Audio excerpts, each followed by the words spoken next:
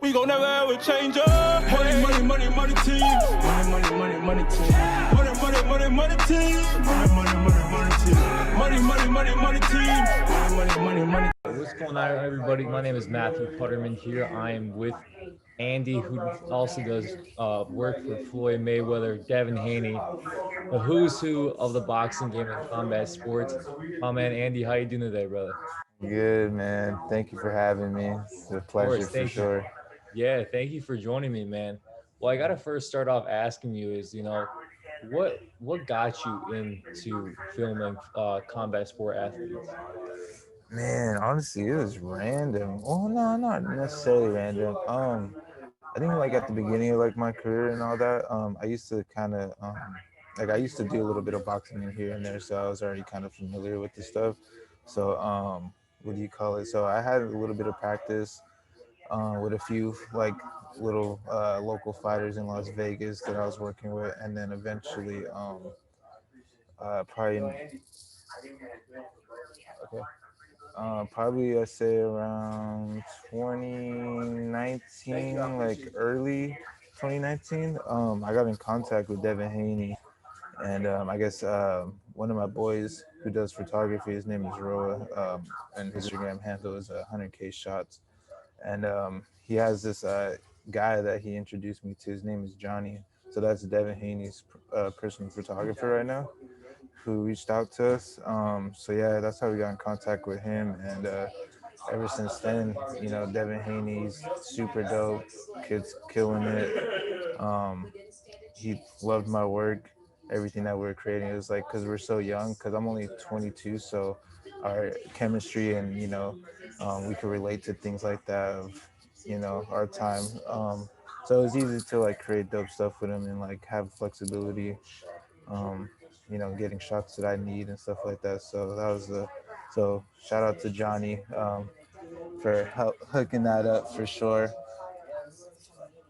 Yeah, most definitely, man. I mean, you filming some of the best athletes in the world, especially.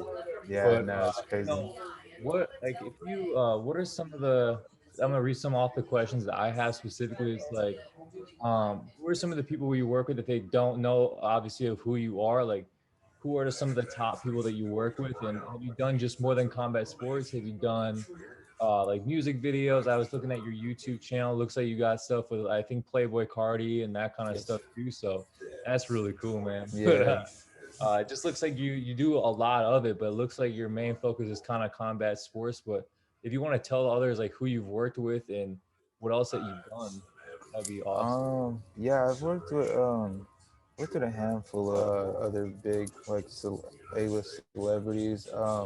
Like my first foot in the door was probably this is a crazy story too. This is a long time ago, like beginning, probably like 2018 or so. I got hired by Keisha Cole's publicist. They reached out to me, and I didn't know who she was at first. I wasn't familiar with Keisha Cole or anything. Like he told me her name. I was trying to get her number to like contact her and stuff like that. And yeah, it was random because on the way to go meet up with her, I was with my cousin, and I was like, yeah. He was asking me like, who are you gonna shoot? And I was like, I don't know, some girl named Keisha Cole.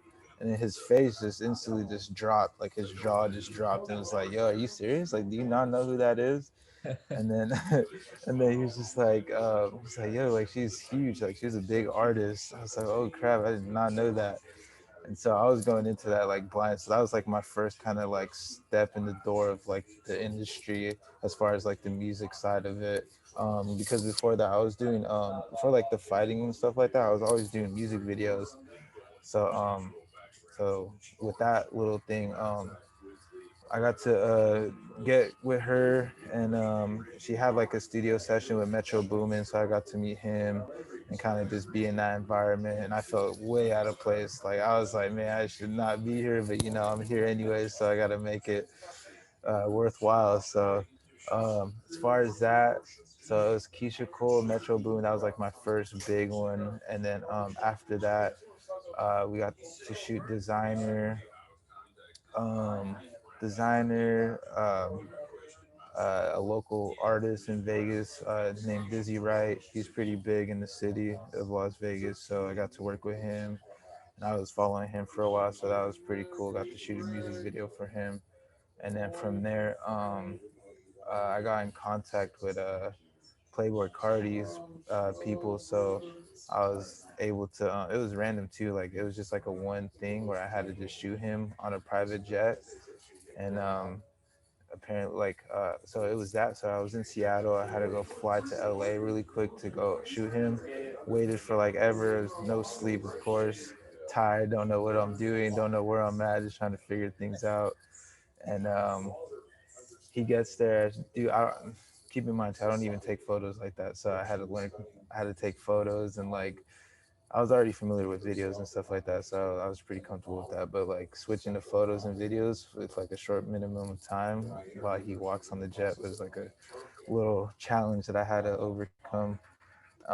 But from there, it was cool too because he wasn't talking to me. He was kind of like Hollywooding me, kind of, like not saying nothing. Like he was just pointing at stuff, like yo, here, just shoot me like right here, but not saying nothing. And I got back to the airport, getting ready to get on my flight back to Vegas, and I finished everything, like finished the photos, sent them to the guy that got me in contact with him, and like a few seconds later, he was just like, "Yo, man, like Carti loved the photos that you did and the little clip that you did of him. Here, he wants to talk to you." And then he got on the phone. And he was just like, "Hey, man, I was just kind of testing you, feeling out your vibe and stuff like that. I'll see you out in Miami." And I got flown out to Miami for like a month and was just hanging out with PlayBoi Carti for a while. Whoa. It was crazy too because my boy, we were talking about this. He was in Australia at the time, so because it's usually like a duo with me and him. I'm always just focusing on the videos and he's doing the photography. So I was just kind of like damn, like this is not my area really. I'm more like photos. So like him actually liking the photos that I took was kind of like damn, what the hell, like shit, fuck it, here we All go. right, we're making it now. Yeah, so it was cool. So it was crazy how we manifested that, just like random. It's just like yo, we're just sitting in our room one day, just talking about it. Like yo, like who would be a cool artist to shoot? And then PlayBoi Carti just came up, just like yeah, it'll be dope. And then next thing you know, out getting flown to Miami to go shoot with him. And then and so I guess the main one, I don't know if you want to say it or not, but Floyd. Um, I don't know if you want to wait a little bit or you want me to jump right Oh, into you're how I good, got. man. Yeah, feel free to jump right in with that because I was gonna ask you about how you got in contact with Floyd. Of course, you work with Devin Haney as well, and then Mhm. Floyd is just arguably the best boxer of all time, and Yeah, someone of that stature, being able to go in and film and take pictures of him, I bet is like an amazing blessing, and that's man, want it's to know like crazy. what you got, how you got into that for sure. So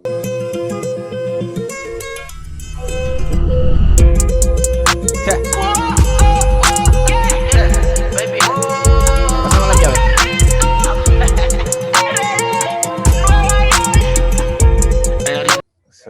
we used to work with his DJ, Jay Blink, so we were pretty close with him. And he would bring us around here and there, like probably for like 3 years. Like it wouldn't be like every day; it'd kind of be like months apart, or he'd kind of just bring us around, and then Floyd kind of just be like, okay, those are his like camera guys, and like they're close and stuff like that. So yeah, like random. I say this was Gervonta Davis's fight. We get a random call. My boy gets a random call at like 6 a.m. From one of Floyd's people that we were close with. Just like, yo, Floyd's assistant is gonna call you right now. Floyd wants you guys to go to Atlanta, and he calls him. He was just like, yo, he was half asleep when he got that call. So he was like, yo, stop playing with me, because like the guy that we know, he's known for like messing around and stuff like Yeah. that.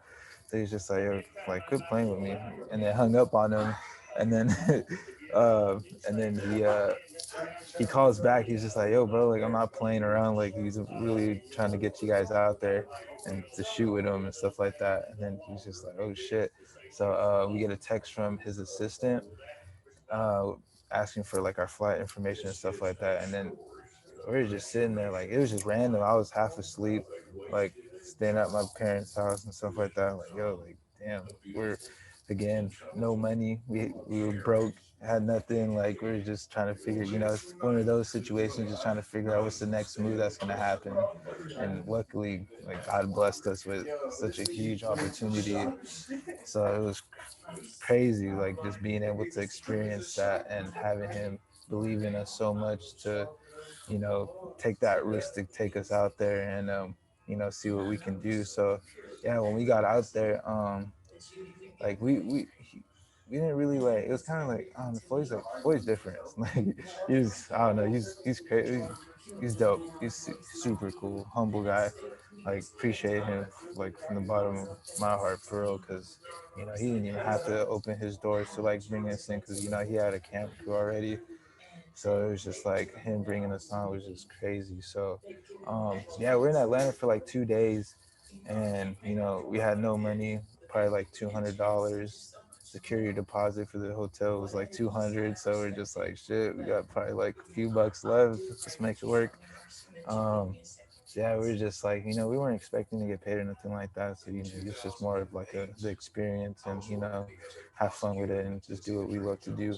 So yeah, he did the first day, did a little video, stayed up all night, sent it to him, and then next morning we're like walking the elevator, and one of his security guards was like, I can't say who, but someone's really impressed with you guys, so just keep up the good work. And it was just like that. Like, we had no sleep. I drank like a coffee before that, and when he told me that, I was kind of like, the jitters were coming in, like, holy shit, like, damn, this is crazy. Like, this guy really likes us and like likes our work. Because it wasn't even just one guy, it was like multiple people saying that. So it's just like, you guys are killing it. And yeah, so the last day, whatever, he's getting ready to go back, and he calls us in his room, and he's just like, yo, I appreciate you guys. Like, you guys do good work. I'll see you guys back in Vegas. And he gives us like a couple of dollars, like he calls it. And then it was just like, holy shit, like, we're not expecting to, get blessed like extra with this, compensating us and stuff like that and taking care of us. And then ever since then, it's kind of more like just building that relationship and stuff like that, and then being around him and gaining that trust. So now it's just like taking it to the next level with him. So like, he believes in us a lot. So it's just like, slowly building up crazy production team with us, and just big movie stuff coming up. So Yeah, that's pretty much how we got in contact with Floyd and stuff like that. that's sweet, man. Honestly, that's a huge thing. That's kind of how I got started. I got started not with Floyd, but there's actually a gym here in Milwaukee called Rufus Sport. It's an MMA academy. Like, if you've heard of like Anthony Pettis, Sport, yeah, him. That's my old boss, Duke Rufus. Like, being able to get those connections by working there for 3.5 years. I was the assistant manager, just building off of that and building your connections that way is the best. You never know. You talk to one person, they might know somebody, and then that person might know somebody. So it's just a whole circle. You know what I mean? Yeah. Those connections are big, so you just gotta use those to your advantage and just you go full blast with it, and do not take advantage of it, because I always got to keep reminding myself, like, yo, like, I'm in this position for a reason and cannot blow this. So I got to keep reminding myself, like, yo, you're here for a reason. Do not fuck it up, because 100%. You got to put in that work. You got to sacrifice sometimes, hang out with your friends, all that. Man, what I sacrificed so much time, and like right now, I barely went in on a few hours of sleep. So I'm tired. So it's just like, you just got to sacrifice that little time to, to get rewarded in the long run. Exactly. Got to be on the grind for sure all the time. So always. But the one question I have for you too is, all the videos you make, you have a lot of dope effects in your videos. What editing software do you use specifically, and do you have specific edit packs that you buy specifically? Like Final Cut Pro, Premiere.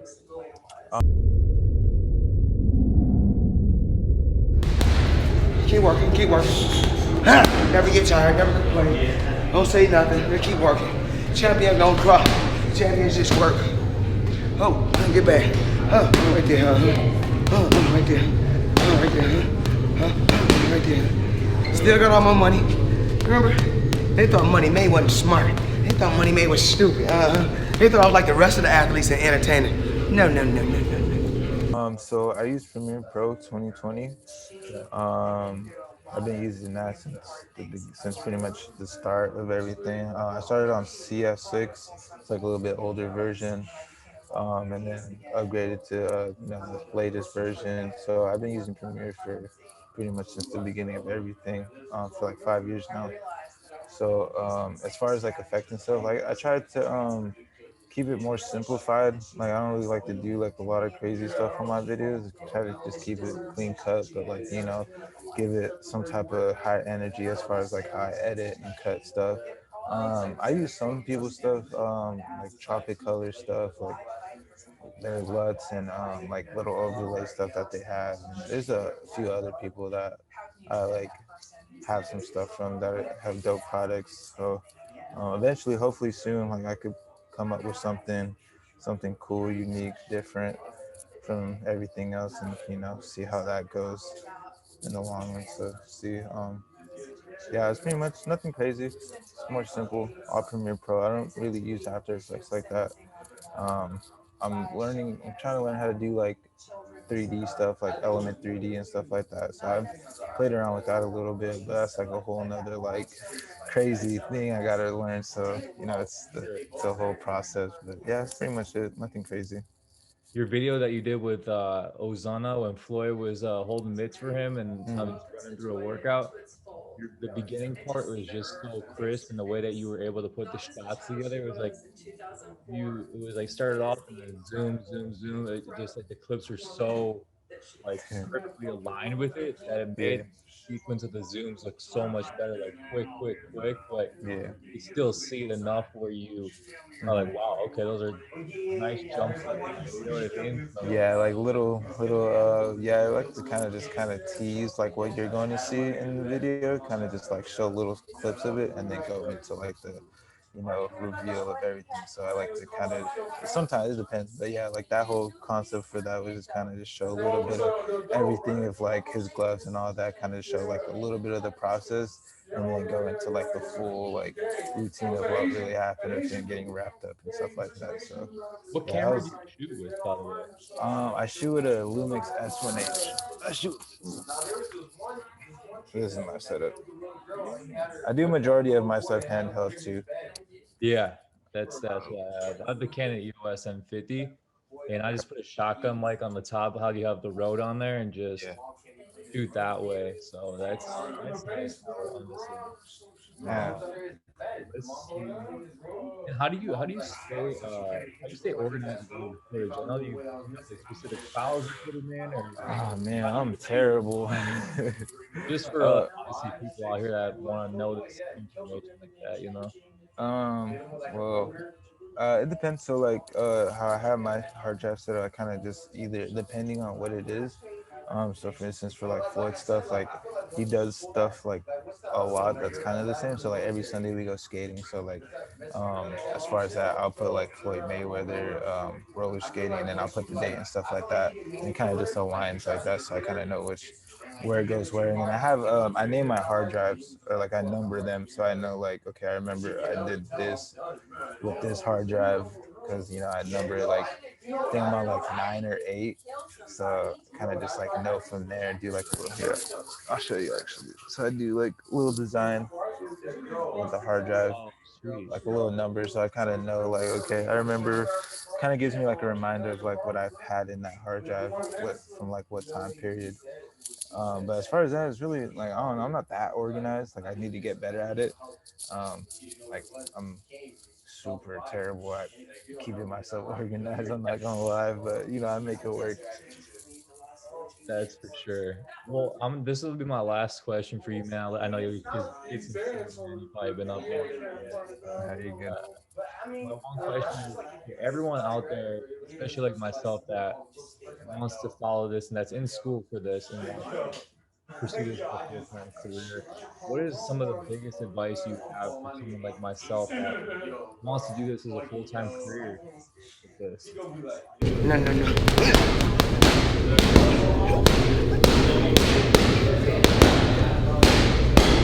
Catch it.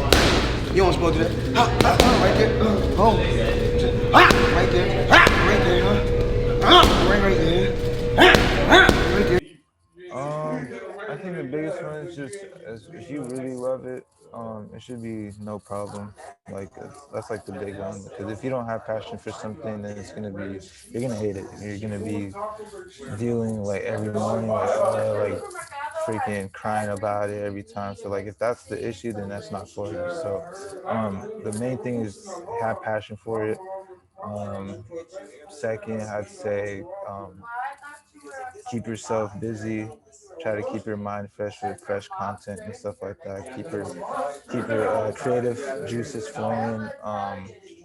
What else? I mean, yeah, that's pretty much what I try. I kind of try to humble myself too. Kind of remind myself like where I started and where I could be. Um, what else? Meeting cool people too. That helps a lot. Meeting a lot of creatives. Like really like ones that you kind of look up to because um, you never know where that could take you. But as far as that, I mean, I think it's super simple. I say as long as you have passion for it, it should be no problem. That's like the main one for me, and just try to keep consistent with everything. Um, Keep your creative juices flowing. So I mean, that's pretty much nothing crazy. Just simple, straight to it. Simple formula. Yeah, try to keep it simple, straightforward. No, for sure. Andy, I do appreciate you coming on the talk with me. I've been a fan. I've always seen your work for a few months, and ever since I saw your video with Devin Haney, that just like I've been doing videos for months. You gotta check if you haven't checked out my channel already. It's called Life of a Prize Fighter. I do a Okay. lot of interviews with fighters. I do like fighter highlights and stuff. I want to get the fighter stories out in a different aspect, in a different way.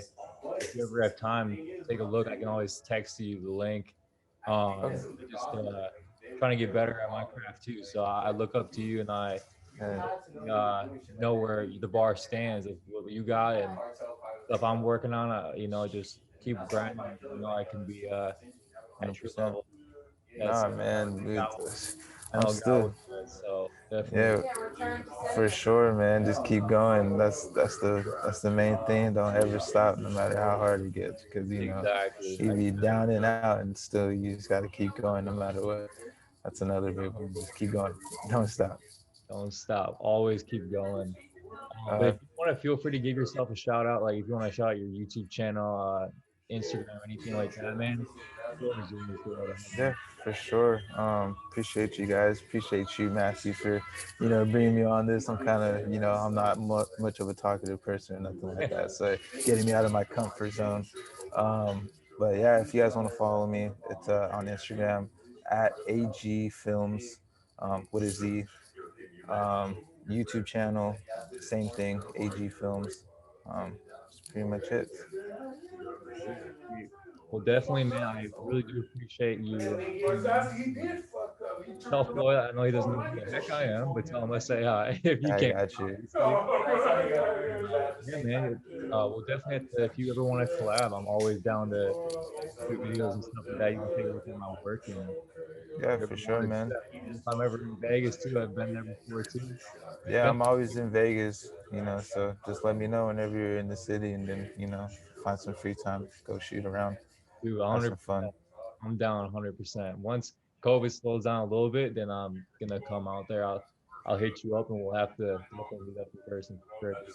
For sure. Let's get it, man. Let's do it. All right, my brother. Well, have a good rest of the night. I'll